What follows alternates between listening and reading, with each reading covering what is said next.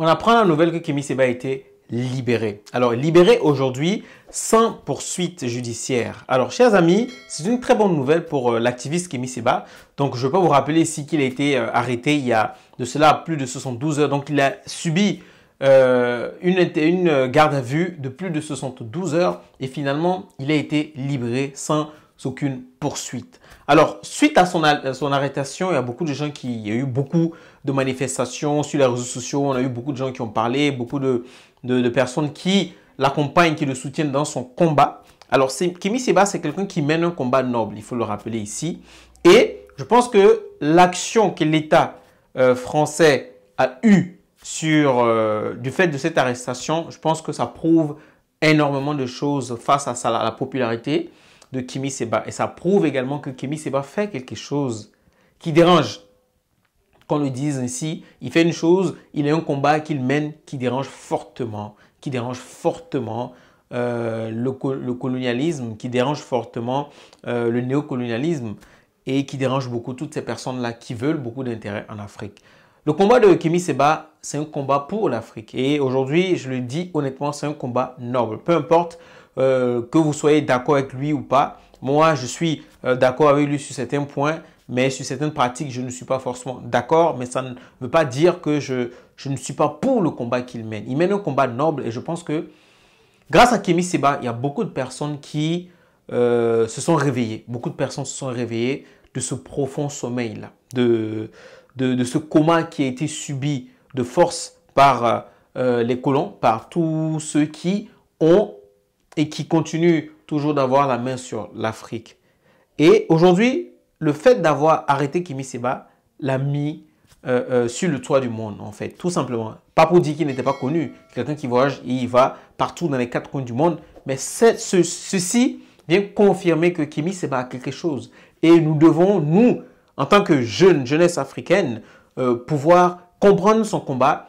Et même si on a des divergences par rapport à ce que nous croyons, ce que nous pensons être bon, ce monsieur-là doit être accompagné. Et nous devons le soutenir dans son combat tout simplement. Vous comprenez? C'est un combat noble, je répète encore, et c'est parce qu'il pense que l'Afrique, à elle seule, peut se réveiller et devenir une puissance dans le monde.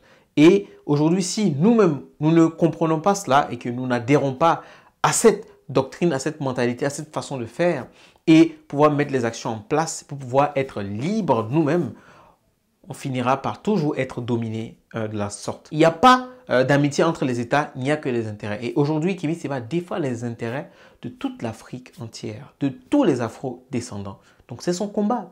Et je pense qu'ils ont dû fouiller et tout faire des enquêtes, mais ils ont vu que finalement, il n'y a pas vraiment de preuves, il n'y a pas vraiment de chef d'accusation qu'on peut retenir contre ce monsieur. Il ne fait que défendre une idéologie et c'est la liberté d'expression. Je pense que s'ils étaient allés et qu'ils avaient, entre griffes, maintenu avec une poursuite judiciaire, je pense que vous imaginez les relations entre l'Afrique et la France. Je ne sais même pas comment ça allait se passer entre tous ces partisans, toutes ces personnes qui épousent l'idéologie de Kémy Séba et qui se retrouvent dans les pays africains sans ce monsieur-là, sans ce leader-là, j'ai envie de dire. Et je ne sais pas comment les Français allaient se sentir dans les autres pays africains aujourd'hui. Donc, ça aurait potentiellement été un problème plus que diplomatique. Donc, c'est une décision que je pense que c'était une décision sage de libérer Kémy Séba. De toute façon, il n'y avait rien qui présageait une poursuite, hein, franchement, de ce que je sais de ce monsieur. C'est un monsieur que j'écoute de par beaucoup de publications, mais j'ai décidé, après cet épisode, de vraiment aller étudier Kémy Séba et revoir toutes ces publications et aller vraiment en profondeur de ce qu'il partage comme message. C'est très important. Kémy Séba, Nathalie Yam et toutes les personnes qui adhèrent à cette lutte-là, à cette idéologie pour l'Afrique, être panafricaniste, honnêtement, ça fait vraiment plaisir. Donc, chers amis, c'est une très bonne nouvelle en tout cas. Et du courage à toutes ces personnes, à tous ces panafricanistes. Et donnons de la force à ces personnes qui se défendent, qui n'ont pas peur, qui vont au front et qui vraiment luttent, j'ai envie de dire corps et âme, pour pouvoir faire passer leur idéologie et maintenir la souveraineté, la vraie souveraineté et l'indépendance vraie de l'Afrique. C'était moi, Larry Yaman. Si vous me découvrez, bienvenue sur ma chaîne. Sur ma chaîne, je traite principalement des sujets d'actualité, de géopolitique et d'histoire. Donc, si ce sont des sujets qui te parlent et qui te passionnent, tu es sur la bonne chaîne.